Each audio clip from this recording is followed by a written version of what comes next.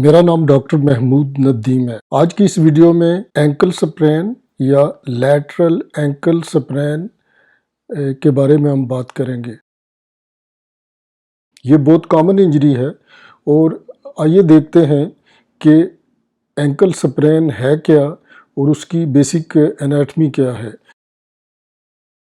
जैसे कि एंकल के अंदर बहुत सारे लिगामेंट्स मौजूद हैं। टखने की मोच या एंकल स्प्रेन के दौरान मोस्टली इनमें से कोई ना कोई लिगामेंट इंजर्ड होता है, ज़ख्मी होता है या रप्चर होता है या कट जाता है, टूट जाता है।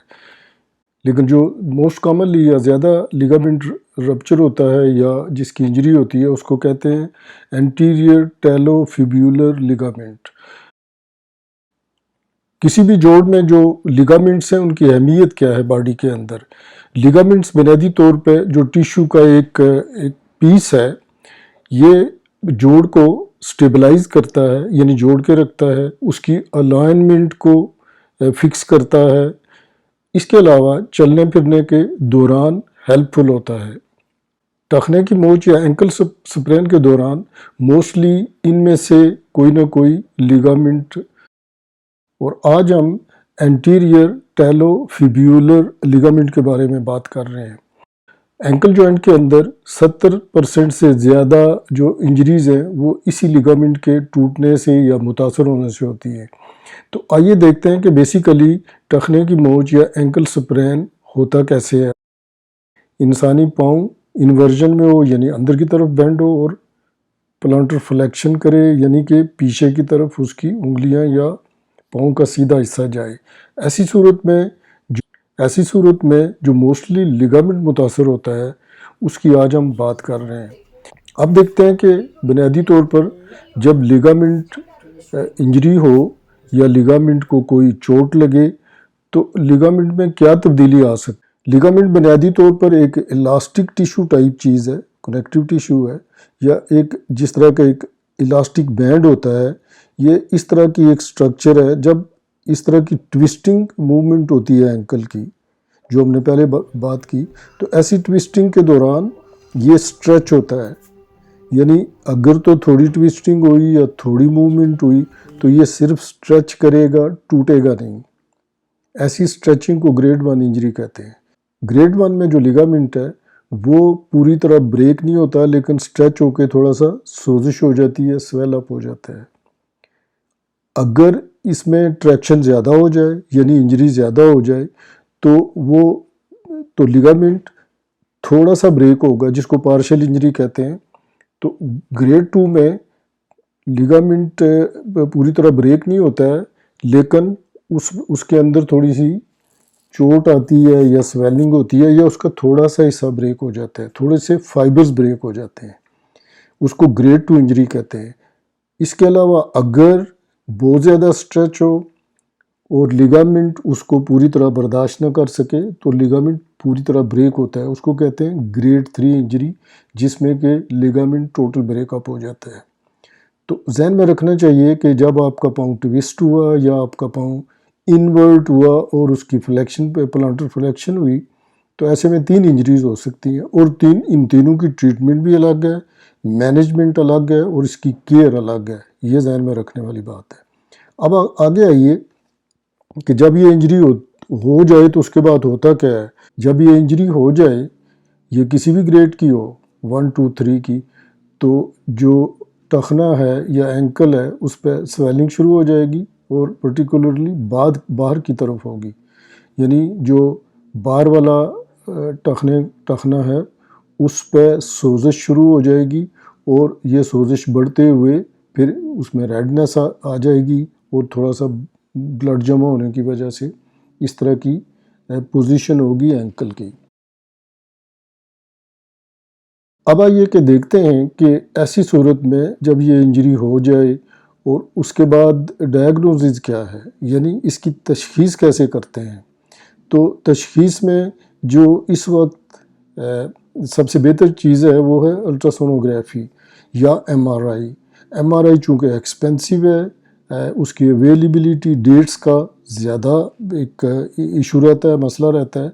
तो अल्ट्रासोनोग्राफी जिन सेंटर्स में मस्कुलोस्केलेटल सहूलियात मौजूद हैं, वहाँ ये विदिन 5-10 मिनट्स में इजीली डायग्नोज किया जा सकता है। और डायग्नोसिस क्या होती है, वो देखा ये जाता है कि क्या ये लिगामेंट इंजर्ड हुआ है, यानी ये स्ट्रेच हुआ है। अगर ये इंजर्ड हुआ है तो ये कितना हुआ है, किस ग्रेड में है, पहले, दूसरे और तीसरे में है। तो आइए रियल टाइम में सोनोग्राफिक पिक्चर देखते हैं या वीडियो देखते हैं। तो आइए रियल टाइम में इस वीडियो में थोड़ा सा समझने की कोशिश करते हैं कि अल्ट्रासाउंड में टेंडन कैसे नज़र आता। तो आइए अल्ट्रासोनोग्राफिकली थोड़ा सा इसका नॉलेज ले लेते हैं और समझ लेते हैं कि अल्ट्रासाउंड में लिगामेंट कैसे नज़र आता है और नॉर्मल लिगामेंट क्या होता है, और एंकल स्प्रैन के बाद या स्प्रैन जब इस लिगामेंट का होता है तो ये कैसे होता है। इस इमेज में देखिए कि लिगामेंट आपको नॉर्मल नज़र आता है। ये एफ जो फिब्यूलर बोन है, फिब्यूला और टेलस के दरमियान ये दो बोन्स हैं जिनको ये जोड़ता है। ये मेजर लिगामेंट है एंकल के जोड़ के अंदर। और ऊपर देखिए जहाँ 3 एरोज नज़र आते हैं, तो ये बुनियादी तौर पर एक बैंड नज़र आता है अल्ट्रासोनोग्राफिकली नॉर्मल एंटीरियर टेलो फिब्यूलर लिगामेंट का, एक नॉर्मल बैंड है। अब अगली इमेज में देखिए कि जब ये स्ट्रेच होता है तो इसकी पोजीशन क्या बनती है। तो इसमें देखिए कि स्ट्रेच होने के बाद इसकी हैयत या इसकी जो इमेज चेंज हो गई है, और इसमें सारा जो सॉफ्ट टिश्यू है इसके अंदर भी चेंजेस आ गई हैं, और ये जो लिगामेंट है ये स्वेल अप हो गया है। ग्रेड 1 इंजरी होती है ये।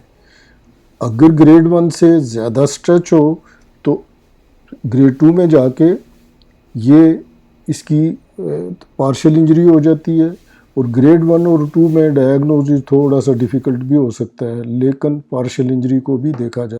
अब जब हम तीसरी इमेज में जाते हैं यानी ग्रेड 3 इंजरी में, तो ग्रेड 3 इंजरी में कंप्लीट रप्चर होता है इस लिगामेंट का।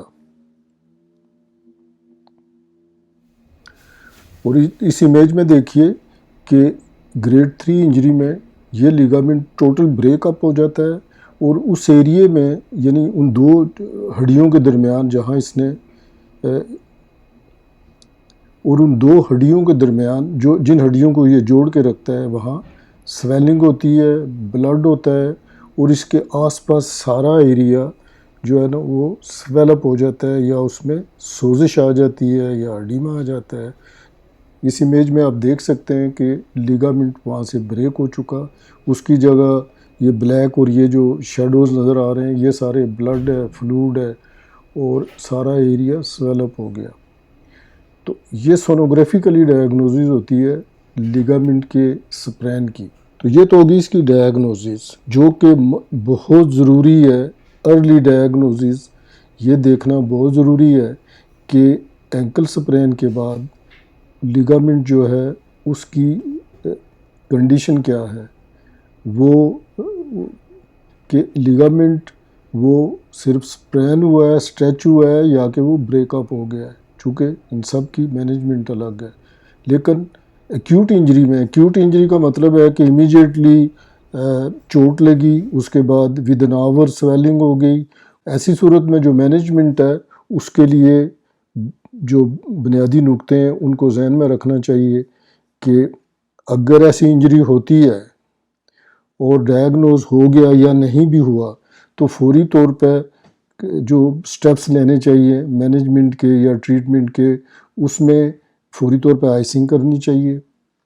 आइसिंग के बाद रेस्ट करनी चाहिए जो बुनियादी नुक्ता है, यानी कि मूवमेंट कम कर देनी चाहिए। इसके अलावा उस पर कोई ब्रेस या बैंडेज वगैरह उसको टाइट करके बांधना चाहिए कुछ टाइम के लिए, ताकि स्वेलिंग बहुत ज़्यादा ना हो। और इसी तरह इसको फुट को एलिवेट करना चाहिए, किसी तकिए के या ऊंची जगह रखना चाहिए लेट के, ताकि स्वेलिंग ज़्यादा ना हो।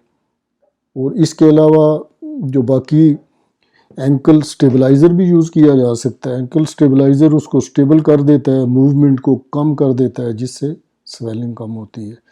तो आज की हमारी वीडियो में बुनियादी नुक्ता ये था कि एंकल स्प्रैन के दौरान जो लिगामेंट टियर होता है वो कैसे होता है, और वो किस दर्जे का टीयर होता है, उसकी टीयर की वजह से जॉइंट के अंदर जो स्वेलिंग है वो कैसी होती है, और इसके अलावा उसकी फौरी मैनेजमेंट क्या है जो कि आप घर पे भी कर सकते हैं। और इसको बहुत सीरियस लेना चाहिए टेक्निकली, चूँकि लिगामेंट का रप्चर या उसका जो स्प्रैन है या जो उसका जो टीयर है वो कभी भी हील अप नहीं होता अगर उसकी अर्ली मैनेजमेंट या शुरू की मैनेजमेंट प्रॉपर ना हो।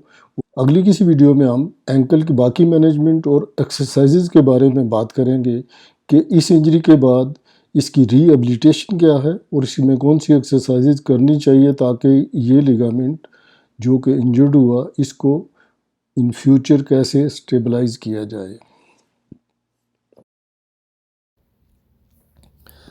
हेल्थ एजुकेशन एंड अवेयरनेस के लिए हमारी वीडियोस को लाइक कीजिए, चैनल को सब्सक्राइब कीजिए और दूसरों के साथ हमारी वीडियोस को शेयर कीजिए।